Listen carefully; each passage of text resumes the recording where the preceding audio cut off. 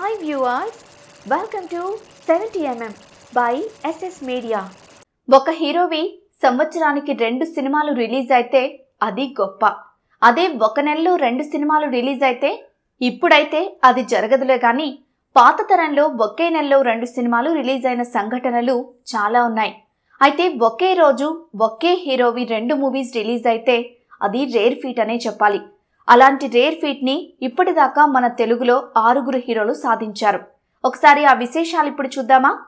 First time ఒకే రోజు 2 movies release చేసి record సృష్టించిన హీరో అన్నగారు ఎన్టీఆర్.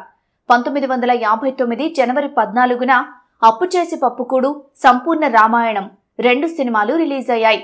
అప్పట్లో అది ఒక ఘనతగా చెప్పుకునేవారు. రెండోసారి కూడా ఈ ఫీట్ సాధించింది ఎన్టీఆర్ గారే.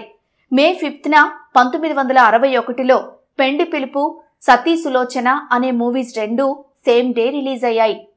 అన్నగారి తర్వాత ఈ ఫీట్ సాధించిన హీరో హీమ్యాన్ శోభన్ బాబు గారు.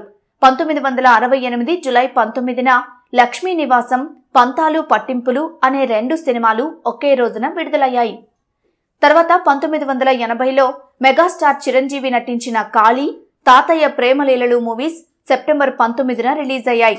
వీటిలో కాళీ మూవీలో రజనీకాంత్ మెయిన్ హీరో. చిరంజీవి రెండోసారి కూడా ఈ అరుదైన ఫీట్ సాధించాడు. పట్నం వచ్చిన పతివ్రతలు, టింగురంగడు ఈ 2 సినిమాలు 1982 అక్టోబర్ 1న విడుదలయ్యాయి. నెక్స్ట్ సూపర్ స్టార్ కృష్ణ హీరోగా నటించిన ఇద్దరు దొంగలు, యుద్ధం మూవీస్ జనవరి 14, 1984లో ఒకే రోజు రిలీజ్ అయ్యాయి. నెక్స్ట్ బాలకృష్ణ మూవీస్ 2 ఒకేసారి రిలీజ్ అయిన ఘటన 1993 సెప్టెంబర్ 3న జరిగింది. Bangaru Bullodu, Nippuravva movies same day release అయ్యాయి. ఇక చివరిసారిగా 2015లో నాని 2 మూవీస్ ఒకే రోజు రిలీజ్ అయ్యాయి. మార్చి 21వ తేదీ ఎవడే సుబ్రహ్మణ్యం, జెండాపై కపిరాజు సినిమాలతో ఈ ఘనత సాధించాడు నాని.